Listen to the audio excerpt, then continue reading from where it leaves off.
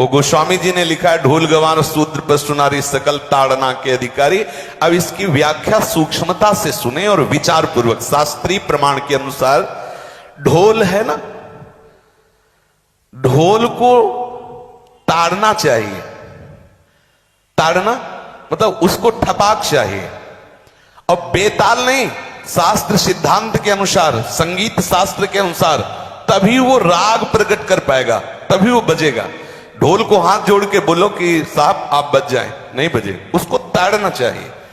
अब ताड़ना शब्द चारों में एक जैसा नहीं लगेगा, शब्द एक ही है ताड़ना, लेकिन ताड़ना के अर्थ अलग अलग हैं। जैसे कनक है, एक ही शब्द है कनक, लेकिन कनक कनक ते 100 गुनी मादकता अधिकाय, वा खाए बोराए जग या पाए बोराए। बोले कनक ही शब्द है। जैसे ताड़ना शब्द का हम प्रयोग केवल वही समझे कि ताड़ना देना ही नहीं, उसका अर्थ अलग अलग है। जैसे कनक शब्द है, कनक को सोना भी कहते हैं और कनक को धतूरा भी कहते हैं। कनक को धतूरा भी कहते हैं। एक कनक है जिसके खाने से बावरा हो जाएगा, और एक कनक है जिसके पाने से बावरा हो जाएगा। कनक शब्द एक ही है, लेकिन दोनों का अर्थ अलग अलग हो गया। ऐसे ही ढोल में ताड़न का तात्पर्य है उसको पीटना, लेकिन वो शास्त्रीय संगीत के आधार पर उसको ताल देना। ताल देने से ही वो राग प्रकट करता है, आनंद की उमगन करता है, ना कि प्रार्थना करने से। समझ रहे? अच्छा, गंवार, गंवार कहते हैं विवेकहीन पुरुष को। विवेकहीन पुरुष को कोई कार्य दे दो और उस पर दृष्टि न रखो तो कार्य नष्ट हो जाएगा। वहां ताड़ने का तात्पर्य उसको पीटना नहीं है, उस अविवेकी गंवार पर दृष्टि रखो। जो आपने कार्य सौंपा है, जो भी कार्य उसका है, उस अविवेकी पर दृष्टि रखना ताड़ना हुआ। उस पर दृष्टि रखो, क्योंकि वो अविवेकी है, गंवार है, वो कार्य प्रणाली ठीक जानता नहीं। आप जहां त्रुटि होता संभाल लेना तो वो संभल जाए, क्योंकि वो गंवार है। और शूद्र, शूद्र का तात्पर्य होता है शूद्र। वैसे जो वर्ण व्यवस्था में शूद्र का प्रादुर्भाव सबसे श्रेष्ठ जगह से प्रादुर्भाव है।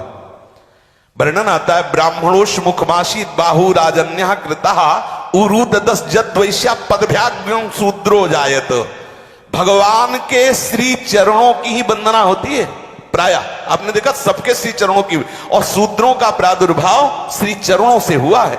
कोई ऐसा न समझे कि शूद्र का मतलब निकृष्ट होता है। यहां शूद्र का तात्पर्य, जब से किसी से कहते हैं कि शूद्रवत आचरण करता है, मतलब शास्त्र विरुद्ध, सदाचार के विरुद्ध आचरण करना, शूद्रवत आचरण की तरफ संबोधन किया जाता है। यहां कहा गया कि शास्त्र की सम्मति, शास्त्र के शासन के अनुसार आचरण हो, सदाचार परायण हो। शास्त्र जिसके लिए जो विधान करता है, शास्त्र शासन स्वीकार करना, यहां शूद्र के ताड़न की बात कही गई। यहां शूद्र ताड़न का तात्पर्य डंडे से प्रहार करना नहीं, समझना। और जो चौथा कहा गया नारी, अगर स्त्री को हम ये कहें कि ताड़न से ही वो केवल काबू में रहती है, तो राष्ट्र में अपने प्रसिद्ध लक्ष्मीबाई जैसी कोई सामर्थ्यशाली वीरांगना, कोई वीरों सामने बड़े बड़े वीरों के दांत खट्टे कर दे, ऐसी बहादुर सिंघनी हुई, अंग्रेजों के दांत खट्टे कर दिए। अगर कोई समझे कि नारी केवल ताड़ने के लिए है तो उसकी मूर्खता है। पुरुष और नारी का समान प्रादुर्भाव हुआ है। भगवान ब्रह्मा के श्री अंग से दाहिनी तरफ से महाराज मनु और बाईं तरफ से उनकी पत्नी उनका प्रादुर्भाव हुआ शतरूपा। शतरूपा, अब आप बोलो, एक ही शक्ति के दो भाग हो गए, एक पुरुष रूप धारण कर लिया, एक नारी रूप धारण कर लिया। अब यहां विचार जो है कि उस नारी के ऊपर ताड़न शब्द का क्या प्रयोग है। जैसे आप मार्ग में चले जा रहे हैं और आपने दृष्टि चूक कर दी और नारी आपकी स्त्री पीछे चल रही, तो कोई हमला कर सकता है, क्योंकि वो रत्न है। 14 रत्नों में एक रत्न स्त्री रत्न भी है। स्त्री को रत्न कहा गया है। भगवान श्री राम जब वनवास में जा रहे हैं तो सिया जी को आगे नाव में जब चढ़ाना होता तो पहले सिया जी को चढ़ा, सीए चढ़ाई चढ़े रघुराई, पहले आगे। दृष्टि रखो, दृष्टि चूक गई तो रत्न है। यहां दृष्टि रखना, शासन मतलब उसको पिटाई करना नहीं कि जैसे ढोल को पीटा जाता है ऐसे स्त्री को पीटा जाए, शूद्र को पीटा जाए, तो गंवार को, ये व्याख्या नहीं है, ये मूर्खता है, इसे व्याख्या नहीं कहते। जैसे कनक शब्द के कई अर्थ होते हैं, ऐसे ही ताड़न शब्द का यहाँ अलग अलग प्रयोग है। स्त्री के ऊपर दृष्टि रखो। किस भाव की दृष्टि रखे? क्योंकि वो हमारे यहाँ रत्न की तरह है। कहीं कोई ऐसा ना हो कि कुदृष्टि वाला कोई उस पर हमला कर दे। पाणी ग्रहण संस्कार में रक्षा का भी सूत्र बताया जाता है कि आपको अभी ये समर्पित है, आप इसकी रक्षा करें। हमारे शास्त्रीय सिद्धांत में देखो कभी भी स्त्री को अकेला छोड़ने का सिद्धांत नहीं पाया गया। अगर शास्त्रीय सिद्धांत, बच्ची है तो माता पिता के शासन, थोड़ी बड़ी हुई तो भाई आदि के बीच में, और बड़ी हुई तो पति के, और बड़ी हुई तो पुत्रों के, मतलब एक सानिध्य का एक दृष्टि रखी गई है कि यदि आप अपनी दृष्टि में रखेंगे तो उसका अमंगल नहीं होगा, उसका हित नहीं होगा।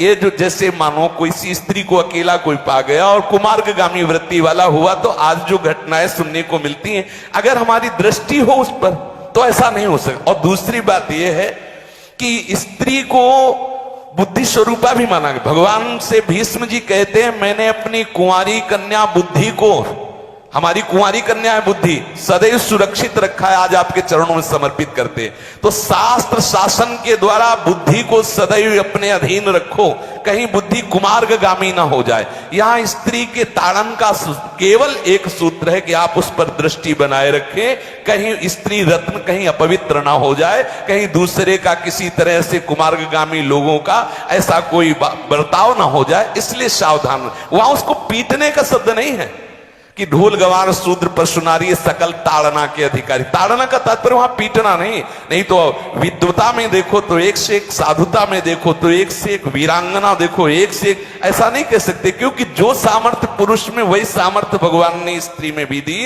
क्योंकि भगवान के ही दो रूप हैं, एक स्त्री और एक पुरुष, समझ रहे ना। तो इसमें एक ताड़न शब्द का कई अर्थ होता है। भगवान की साक्षात शक्ति स्त्री है। अगर कोई इस भाव से देखे कि स्त्री तो केवल ताड़ना, मतलब केवल गाली दे के बात करना, ऐसा नहीं। जिस घर में स्त्री का अपमान होता है उस घर का नाश हो जाता है, निश्चित हो जाता है। आप देखिए रावण का सत्यानाश हो गया जगदम्बा सीता के प्रति, दुर्योधन का सत्यानाश हो गया द्रौपदी के प्रति। जहां स्त्री का अपमान हो जाए, अगर कोई ये समझे कि स्त्री केवल मतलब जैसा हम चाहें वैसा व्यवहार करे, तो अगर नाश ना हो जाए तो हमें बता देना, क्योंकि भगवान की वो शक्ति है। अगर उसे तुम सोचो कि हम ताड़न करें, जैसे ढोल को ताड़न करें ऐसे ताड़न करें, तो तुम्हारा नाश हो जाएगा। बिल्कुल सच्ची बात समझ लीजिए। केवल वहां दृष्टि रखने की बात कही गई है, आपका अधिकार है, आप उसकी सुरक्षा व्यवस्था में रहें। और एक वृत्ति होती है, अगर शासन ना हो तो हमारी बुद्धि भ्रष्ट हो जाए, हमारी बुद्धि भ्रष्ट हो जाए, आपकी बुद्धि भ्रष्ट हो जाए। भगवान का भय, शास्त्र का भय, लोक मर्यादा का भय, ये हमको सुरक्षित रखता है। इसलिए दृष्टि रखने की आवश्यकता है कि वो पवित्र रहे, वो सुरक्षित रहे, ना कि उसको पीटने के लिए यहां संबोधन किया गया गोस्वामी तुलसीदास जी ने।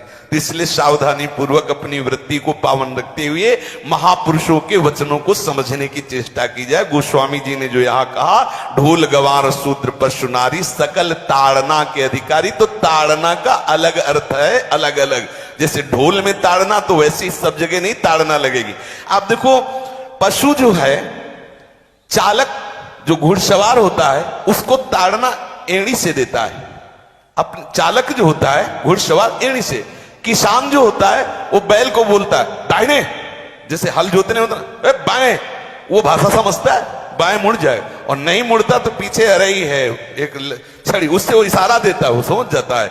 पशु को अपने इशारे से चला लेते। अब उससे कहे, खड़ा होके हाथ जोड़ के कहे कि भैया बैल देवता अब थोड़ा दाहिने मुड़ जाओ, तो नहीं मुड़ेगा। जब लगाम पकड़ी और थोड़ा ताड़न किया और बोले दाएं, तो फौरन दाहिने मुड़ गया। आप देखो जो बैलगाड़ी चलाते हैं, घोड़ा गाड़ी चलाते हैं, ऊंट चलाते हैं, तो पशु शासन के द्वारा उसको इशारे से किधर चलना है उसको इशारा बता दो। अलग अलग जगह इस ताड़न शब्द का अर्थ प्रयोग किया गया है।